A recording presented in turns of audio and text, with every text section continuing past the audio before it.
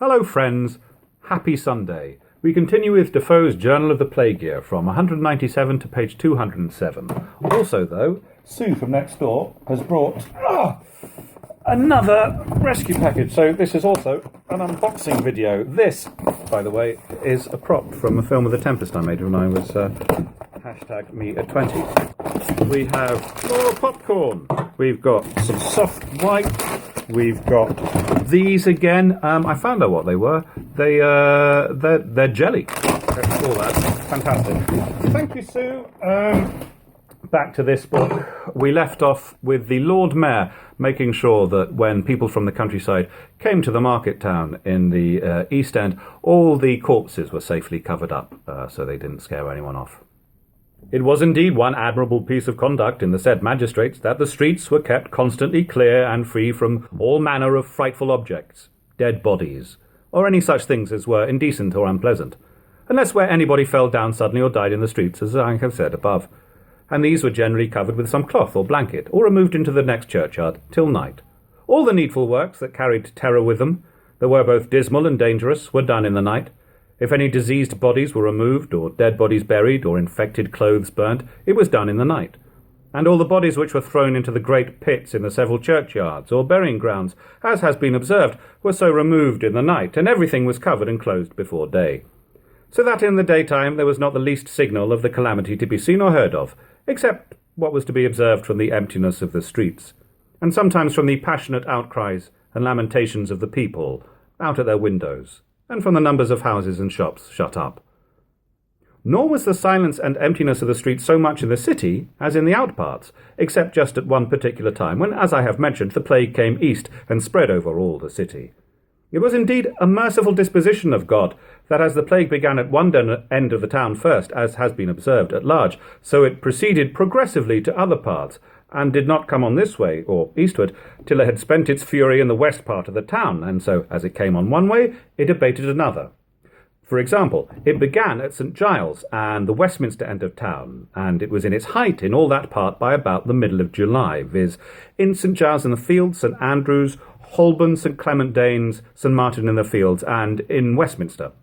The latter end of July it decreased in those parishes, and coming east it increased prodigiously in Cripplegate, St. Sepulchre's, St. James's, Clerkenwell, and St. Bride's, and Aldersgate. While it was in all these parishes, the city, and all the parishes of the Southwark side of the water, and all Stepney, Whitechapel, Aldgate, Wapping, and Ratcliffe were very little touched, so that people went about their business unconcerned, carried on their trades, kept open their shops, and conversed freely with one another in all the city, the east and north-east suburbs, and in Southwark, almost as if the plague had not been among us. Even when the north and north-west suburbs were fully infected, viz. Cripplegate, Clerkenwell, Bishopsgate, and Shoreditch, yet still all the rest were tolerably well. For example, from the 25th of July to the 1st of August, the bill stood thus of all diseases. St. Giles, Cripplegate, 554. St. Sepulchre's, 250. Clerkenwell, 103. Bishopsgate, 116. Shoreditch, 110. Stepney Parish, 127. Aldgate, 92. Whitechapel, 104. All the 97 parishes within the walls, 228. All the parishes in Southwark, 205. Total, 1,889. So that, in short, there died more that week in the two parishes of Cripplegate and St. Sepulchre by 48 than in all the city, all the east suburbs and all the Southwark parishes put together. This caused the reputation of the city's health to continue all over England, and especially in the counties and markets adjacent, from whence our supply of provisions chiefly came, even much longer than that health itself continued. For when the people came into the streets from the country by Shoreditch and Bishopsgate, or by Old Street and Smithfield, they would see the outstreets empty, and the houses and shops shut, and the few people that were stirring there walk in the middle of the streets.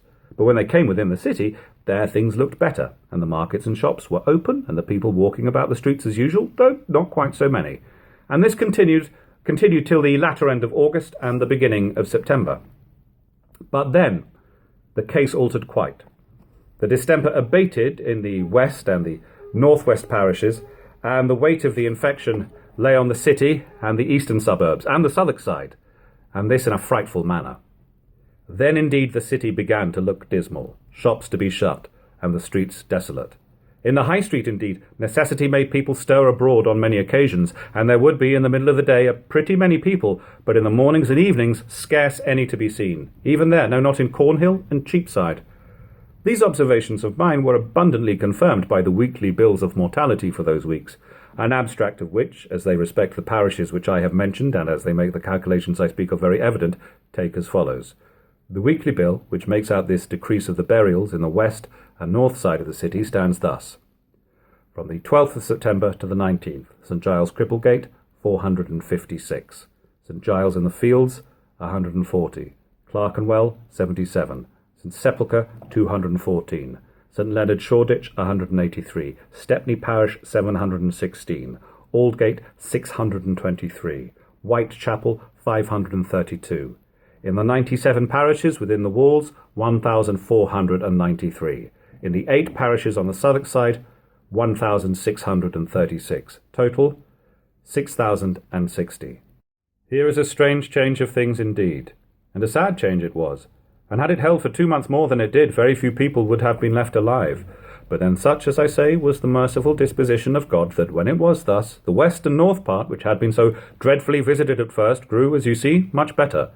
And as the people disappeared here, they began to look abroad again there, and the next week or two altered it still more, that is, more to the encouragement of the other part of town. For example, from the 19th of September to the 26th, St Giles Cripplegate, 277. St Giles in the Fields, 119. Clerkenwell, 76. St Sepulchre's, 193. St Leonard Shoreditch, 146. Stepney Parish, 616. Aldgate, 496. Whitechapel, 346. In the 97 parishes within the walls, 1,268. In the 8 parishes on the Southwark side, 1,390. Total, 4,927. From the 26th of September to the 3rd of October, St Giles Cripplegate, 196. St Giles in the Fields, 95. Clerkenwell, 48. St Sepulchre's, 137. St Leonard Shoreditch, 128. Stepney Parish, 674. Aldgate, 372. Whitechapel, 328. In the 97 parishes within the walls, 1,149. In the 8 parishes on the Southwark side, 1,201. Total, 4,382. And now the misery of the city and of the said east and south parts was complete indeed. For as you see, the weight of the distemper lay upon those parts, that is to say, the city, the 8 parishes over the river, with the parishes of Aldgate, Whitechapel, and Stepney. And this was the time that the bills came up to such a monstrous height as that I mentioned before, and that 8 or 9, as I believe 10 or 12,000 a week died. For it is my settled opinion that they never would come at any just account of the numbers, for the reasons which I have given already. Nay, one of the most eminent physicians, who has since published in Latin an account of these times, and of his observations, says that in 1 week there died 12,000 people, and that particularly there died 4,000 in 1 night, though I do not remember that there ever was such any particular night so remarkably fatal as that such a number died in it. However, all this confirms what I have said above of the uncertainty of the bills of mortality, etc., of which I shall say more hereafter. And here let me take leave to enter again, though it may seem a repetition of circumstances, into a description of the miserable condition of the city itself, and of those parts where I lived at this particular time. The city and those other parts, notwithstanding the great numbers of people that were gone into the country, was vastly full of people, and perhaps the fuller because people had for a long time a strong belief that the plague would not come into the city, nor into Southwark, no, nor into Wapping or Ratcliffe at all. Nay, such was the assurance of the people on that head that many removed from the suburbs on the west and north sides into those eastern and south sides as for safety, and, as I very believe, carried the plague amongst them there perhaps sooner than they would have otherwise have had it. Here also I ought to leave a remark further, for the use of posterity, concerning the manner of people's infecting one another. Namely, that it was not the sick people only from whom the plague was immediately received by others that were sound, but the well. To explain myself, by the sick people I mean those who were known to be sick, had taken their beds, had been under cure, or had swellings and tumours upon them, and the like. These everybody could beware of. They were either in their beds or in such condition as could not be concealed. By the well, I mean such as had received the contagion, and had it really upon them, and in their blood, yet did not show the consequences of it in their countenance, nay, even were not sensible of it themselves, as many were not, for several days. These breathed death in every place, and upon everybody who came near them. Nay, their very clothes retained the infection. Their hands would infect the things they touched, especially if they were warm and sweaty. And they were generally apt to sweat, too. Now, it was impossible to know these people, nor did they sometimes, as I have said, know themselves to be infected. These were the people that so often dropped down and fainted in the streets, for oftentimes they would go about the streets to the last, till on a sudden they would sweat, grow faint, sit down at a door, and die. It is true, finding themselves thus, they would struggle hard to get home to their own doors, or at other times would be just able to go into their houses and die instantly. Other times they would go about till they had the very tokens come out upon them, and yet not know it, and would die in an hour or two after they came home, but be well as long as they were abroad. These were the dangerous people. These were the people of whom the well people ought to have been afraid. But then, on the other side, it was impossible to know them. And this is the reason why it is impossible in a visitation to prevent the spreading of the plague by the utmost human vigilance, viz., that it is impossible to know the infected people from the sound, or that the infected people should perfectly know themselves. I knew a man who conversed freely in London all the season of the plague in 1665, and kept about him an antidote or cordial on purpose, to take when he thought himself in any danger. And he had such a rule to know or have warning of the danger by, as indeed I never met with before or since. How far it may be depended on, I know not. He had a wound in his leg, and whenever he came among any people that were not sound, and the infection began to affect him, he said he could know it by that signal, viz., that his wound in his leg would smart and look pale and white. So as soon as ever he felt it smart, it was time for him to withdraw or to take care of himself, taking his drink, which he always carried about him for that purpose. Now it seems he found his wound would smart many times when he was in company with such who thought themselves to be sound, and who appeared so to one another. But he would presently rise up and say publicly, "Friends, here is somebody in the room that has the plague," and so would immediately break up the company. This was indeed a faithful monitor to all people that the plague is not to be avoided by those that converse promiscuously in a town infected, and people have it when they know it not, and that they likewise give it to others when they know not that they have it themselves. And in this case, shutting up the well or removing the sick will not do it, unless they can go back and shut up all those that the sick had conversed with, even before they knew themselves to be sick, and none knows how far to carry that back, or where to stop, for none knows when or where or how they may have received the infection, or from whom. This I take to be the reason which makes so many people talk of the air being corrupted and infected, and that they need not be cautious of whom they converse with, for that the contagion was in the air. I have seen them in strange agitations and surprises on this account. I have never come near any infected body, says the disturbed person, afflicted, editor's note. I have conversed with none but sound, healthy people, and yet I have gotten the distemper. I am sure I am struck from heaven, says another, and he falls to the serious part. Again the first goes on exclaiming, I have come near no infected or any infected person. I'm sure it is the air. We draw in death when we breathe, and therefore 'tis the hand of God. There is no withstanding it. And this at last made many people, being hardened to the danger, grow less concerned at it, and less cautious towards the latter end of the time, and when it was come to its height, than they were at first. Then, with a kind of Turkish predestinarianism, yes, editor's note, or Oriental fatalism, I'm not sure what that brings to the party. Then with a kind of Turkish predestinarianism, they would say, if it pleased God to strike them, it was all one whether they went abroad or stayed at home. They could not escape it, and therefore they went boldly about, even into infected houses and infected company, visited sick people, and, in short, lay in the beds with their wives or relations when they were infected. And what was the consequence? But the same that it is the consequence in Turkey, and in those countries where they do those things. Namely that they were infected too, and died by hundreds and thousands. I would be far from lessening the awe of the judgments of God and the reverence to his providence which ought always to be on our minds on such occasions as these. Doubtless, the visitation itself is a stroke from heaven upon a city, or country, or nation where it falls, a messenger of his vengeance, and a loud call to that nation, or country, or city, to humiliation and repentance, according to that of the prophet Jeremiah, chapter 8, verse 7, line 8. At what instant I shall speak concerning a nation and concerning a kingdom, to pluck up and to pull down and to destroy it, if that nation against whom I have pronounced turn from their evil, I will repent of the evil that I thought to do unto them. Now to prompt due impressions of the awe of God on the minds of men on such occasions, and not to lessen them, it is that I have left those minutes upon record. I say therefore, I reflect upon no man for putting the reason of those things upon the immediate hand of God, and the appointment and direction of his providence, Nay, on the contrary, there were many wonderful deliverances of persons from infection, and deliverances of persons when infected, which intimate, singular, and remarkable providence in the particular instances to which they refer, and I esteem my own deliverance to be one next to miraculous, and do record it with thankfulness. But when I am speaking of the plague as a distemper arising from natural causes, we must consider it as it was really propagated by natural means, nor is it at all the less a judgment for its being under the conduct of human causes and effects.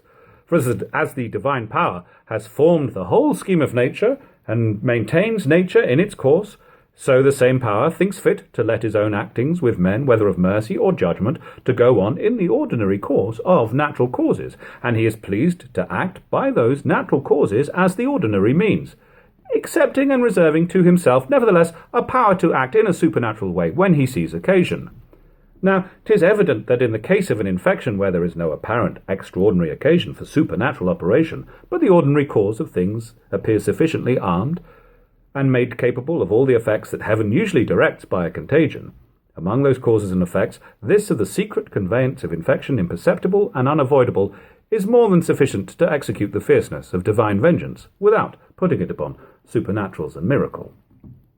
The acute penetrating nature of the disease itself was such, and the infection was received so imperceptibly that the most exact caution could not secure us while in the place. But I must be allowed to believe, and I have so many examples fresh in my memory to convince me of it that I think none can resist their evidence. I say, I must be allowed to believe that no one in this whole nation ever received the sickness or infection but who received it in the ordinary way of infection from somebody, or the clothes or touch or stench of somebody that was infected before. The manner of its first coming to London proves this also, viz. By goods brought over from Holland and brought thither from the Levant. The first breaking of it out in a house in Longacre, where those goods were carried and first opened, its spreading from that house to other houses by the visible unwary conversing with those who were sick, and the infecting the parish officers who were employed about the persons dead, and the like. These are known authorities for this great foundation point, that it went on proceeded from person to person, and from house to house, and no otherwise. In the first house that was infected, there died 4 persons. A neighbour, hearing the mistress of the first house was sick, went to visit her, and went home and gave the distemper to her family, and died, and all her household. A minister, called to pray with the first sick person in the second house, was said to sicken immediately, and die with several more in his house. Then the physicians began to consider, for they did not at first dream of a general contagion. But the physicians being sent to inspect the bodies, they assured the people that it was neither more or less than the plague, with all its terrifying particulars, and that it threatened an universal infection, so many people having already conversed with the sick or distempered, and having, as might be supposed, received infection from them, that it would be impossible to put a stop to it. Here the opinion of the physicians agreed with my observation afterwards, namely, that the danger was spreading insensibly, for the sick could infect none but those that came within reach of the sick person, but that one man who may have really received the infection and knows it not, but goes abroad and about as a sound person, may give the plague to 1,000 people, and they to greater numbers in proportion, and neither the person giving the infection or the persons receiving it know anything of it, and perhaps not feel the effects of it for several days after. For example, many persons in the time of this visitation never perceived that they were infected till they found, to their unspeakable surprise, the tokens come out upon them, after which they seldom lived 6 hours. For those spots they called the tokens were really gangrene spots, or mortified flesh in small knobs as broad as a little silver penny, and hard as a piece of callus or horn, so that when the disease was come to them that length, there was nothing could follow but certain death. And yet, as I said, they knew nothing of their being infected, nor found themselves so much as out of order, till those mortal marks were upon them. But everybody must allow that they were infected in a high degree before, and must have been so some time, and consequently their breath, their sweat, their very clothes were contagious for many days before. This occasioned a vast variety of cases which physicians would have much more opportunity to remember than I, but some came within the compass of my observation or hearing, of which I shall name a few. Yes, he will tell you about them tomorrow. We've got that to look forward to. Thank you very much for everyone who has left tips. That's really nice. Thank you for everyone who supported in any way, leaving comments, liking, subscribing. Thank you for watching. Let's give this a go. So weird. Yesterday's video is there. Tomorrow's when it goes up is there. Could do with being colder. I hope you're all doing tremendously. Bye-bye.